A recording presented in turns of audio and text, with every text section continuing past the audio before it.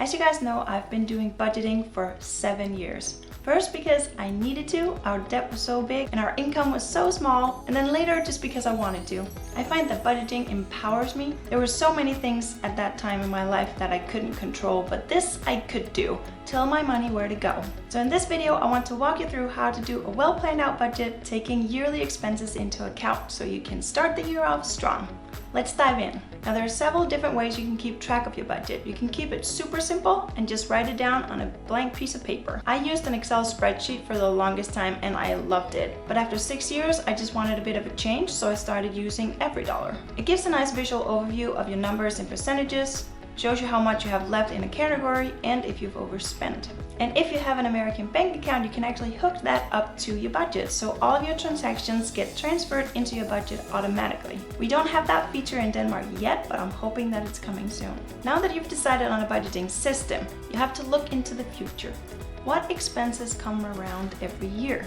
Christmas will be one of them, birthday presents, insurances, car repairs, maybe you have a club membership, and definitely the dentist. Don't forget the dentist. To calculate your month number, just make a list and fill in the cost of each of them.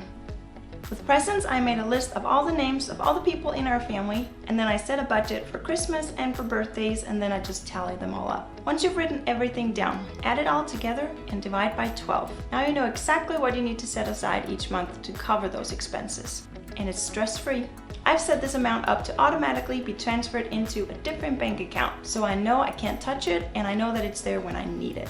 This is obviously not something you have to do, but it's just a tip and it's something that really has helped me. If you have a big event coming up within a year or two, do the same. Figure out the total cost and divide it up by however many months you have to save up. This could be a wedding, but it also applies to a new car if you know you need a new one within a year or two. Or just that big mandatory family reunion that you have to go to, but you know is going to put a strain on your budget. Get it in there. The next step is to make the budget include all the normal categories like rent, food, household items. We do pocket money per person, so I'll add that on there. Daycare or school expenses, general expenses for your kid, transportation, phone bills, and the month number that you just calculated, of course. Remember to include giving if you're tithing to a church or giving to a charity. Yes, I still believe it's a good idea to give even when you're paying off debt. It's also a good idea to include a small amount for unexpected expenses, just if something breaks or you have a surprise birthday party you have to go to that you didn't plan. Not a lot, just a little bit. When you plan out your numbers, remember to keep them realistic. If you want to really save up, then set an optimistic budget and then see how you do. And if you succeed, maybe try lowering it a little bit the next month and then just adjust month to month. Okay, so now you've set your budget, but to succeed in keeping it, you have to check your account. Ideally once a week, but at least every 2 weeks. This allows you to pull the brake on a category if some money is being spent too much, like on food or transportation. And also when you do your budget, it takes less time each time because you have fewer transactions to deal with. And it just becomes easier to do that way. Normally I just have my online bank open in front of me, I just take the transactions right from there, but lately I've started actually printing them out so I can have them physically in front of me. I find that it's easier for me to get an overview and I can take notes on there.